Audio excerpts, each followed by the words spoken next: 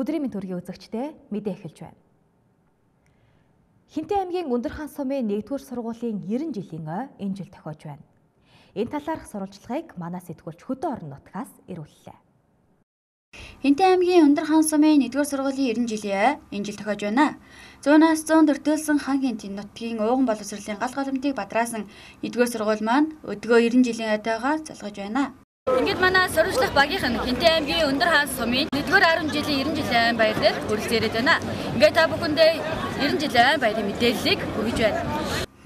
Энэхүү сургууль маань анх 1923 оны 4-р сарын 22-нд дэлгэр сум багштай 25 сурагчтай 3 бар эсгийн гэрт Цэцэн хааны чуулган даргын дэргэдэх танхимын сургууль нэртэйгээр байгуулагдсан юм байна. Байгуулагдсан цагаас хойш үе үеийн алдартангуудыг бий болгож чадсанаараа улсдаа тэргүүлэх сургуулиудын нэг болжээ. Өнгө-өнгийн дээлэр гоёсон үеийнгийн найзууд 10-20 жил уулзалтаагийн амт нөхөд төгсөлтийн баяраас хойш учран залгоогийн багш юмнаар энэ л өдөр хуран цугларчээ. Энэ сургуулиас Ярган найраг Чойном, сэтгүүлч Дамдын сүрэн гих зэрэг олон гавьяат, эрдэмтэн, доктор, профессор, сургууль хүмүүжүүлэгч тэргүүний ажилтнууд төрийн гарчээ. Ойр бол одоо шавнаг төгсгчийн үнэхээр хүчрийг сайхан болгож чадлаа.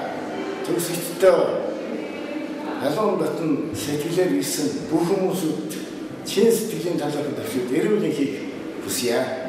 Монгол улсын ууган 5 сургуулийн нэг Хинтээ аймгийн Өндөр хаан сумын 1-р 10 жил нь боловсрол соёл шинжлэх ухааны сайдын 341 тоо тушаалаар үндэсний 40 лаборатори сургуулийн нэг болтлоо өргөжин хэлжээ.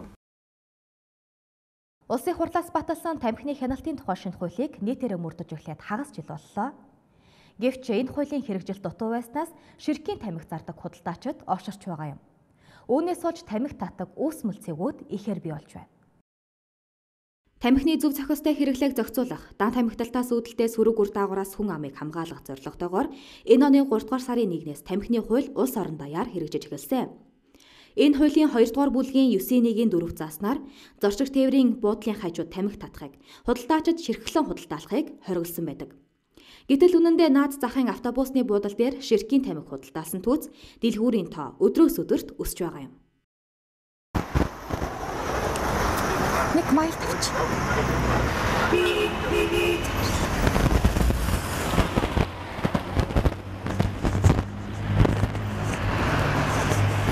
Энэ оны 3-р сарын 1-ээс хэрэгжиж эхэлсэн тамхины хяналтын тухай хуульд олон нийтийн газар болон автобусны буудал дээр тамхиг ширхлэн худалдаалахыг хориглосон байдаг.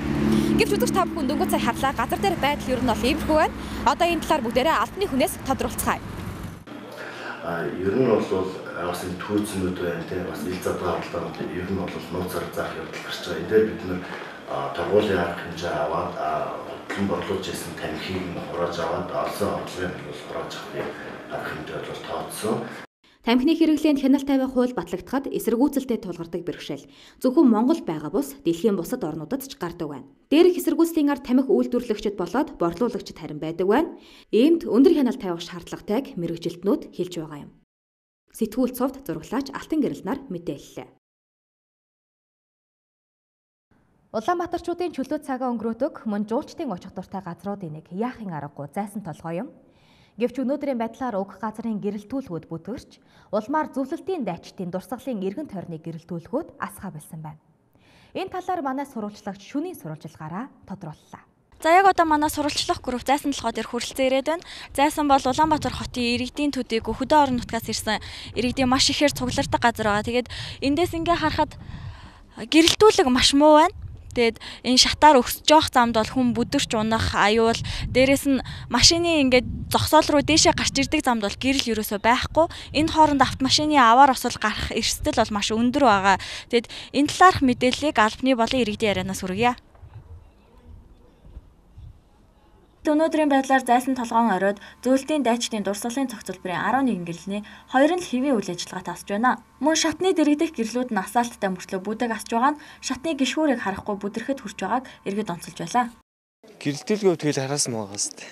Гэрэлтүүлэг муу одоо зайсан толгойтой гарччихэд зураг мурга даруулах гэрэлтүүлэг муутай л.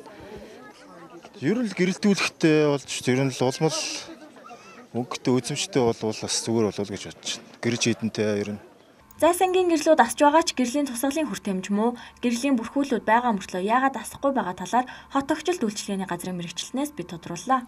Нэг паазн л байхгүй байсан байх л та. Тэрнээс яг 11 гэрлнээс 9 нь бол асахгүй байна гэж байхгүй. Одоо 7-8 нь бол асч л байгаа.